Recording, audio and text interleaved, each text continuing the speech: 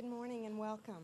My name is Dorinda Martin, and my husband and I are both pharmacists and owners of Lamar Plaza Drug Store here in Austin, and also Dripping Springs Pharmacy.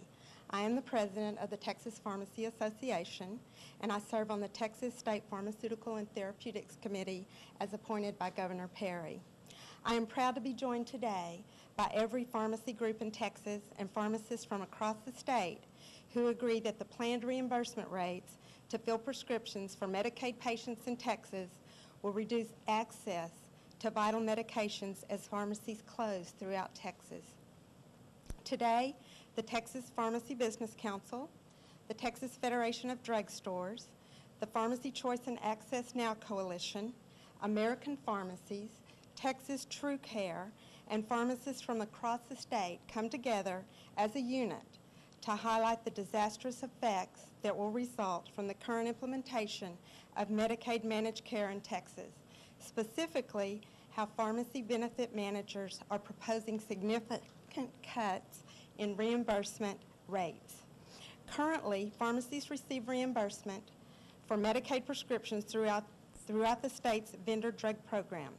Under the new plan passed by the legislature, pharmacies will be subject to rates set by pharmacy benefit managers, PBMs, and managed care organizations that are responsible for administering the managed care pharmacy program. Under this model, PBMs are really the only ones benefiting. The current implementation of Medicaid managed care will eliminate access for many Texans who count on their pharmacies to provide the medications and counsel they need. It will cost many Texans their jobs and result in numerous pharmacy closures.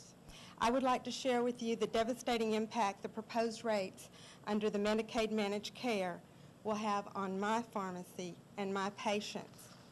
What does a Medicaid patient look like? Lots of them are blind and disabled. Some are paraplegic. Many are children that are dependent on caregivers that may or may not be their parents. Many do not have their own transportation. Many are transient and move from one rented room to another without a forwarding address. This population isn't your typical educated, employed retail customer that owns a computer and has Wi-Fi. It's a different life for these Texans.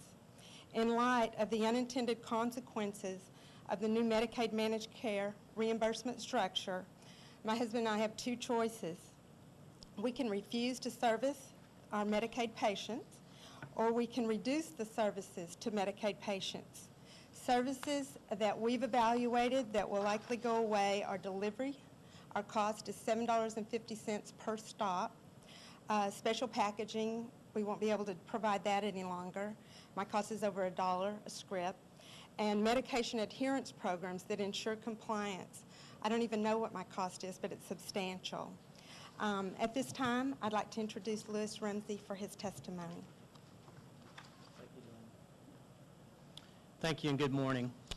My name is Louis Rumsey, and I own Elam Road Pharmacy in southeast Dallas. We're located in a low-income, fairly high-crime area. Elam Road Pharmacy has been helping to take care of the citizens of southeast Dallas for 14 years. We fill approximately 75% of our prescriptions are filled for Medicaid recipients. About 10% of the prescriptions are filled for the Children's Health Insurance Program, which is called CHIPS. Both of these programs are administered by the state of Texas. Approximately 85 to 90% of the prescriptions that we fill at Elam Road Pharmacy are for children. Over the years, we have developed a specialty of taking care of asthmatic children. We're one of the very few pharmacies in South Dallas who has the capability to bill nebulizers, aero chambers, peak flow meters for asthmatic children. All of these devices are very important for their treatment. As a result, we have doctors from as far away as maybe 5 or 10 miles who send us their patients to have their prescriptions filled by us and to also get these aero chambers and nebulizers. We feel like that we do a good job. We train the moms, the dads, the caregivers on all of these devices. We've been told by several doctors that since they've started sending their patients to our pharmacy, that their emergency room visit for their patients has decreased. I just want to be blunt. I will not be able to take care of these asthmatic children or any other patients in Southeast Dallas starting March 1st, 2012, unless something is done about the unfair pharmacy reimbursement planned by the prescription benefit managers, the PBMs.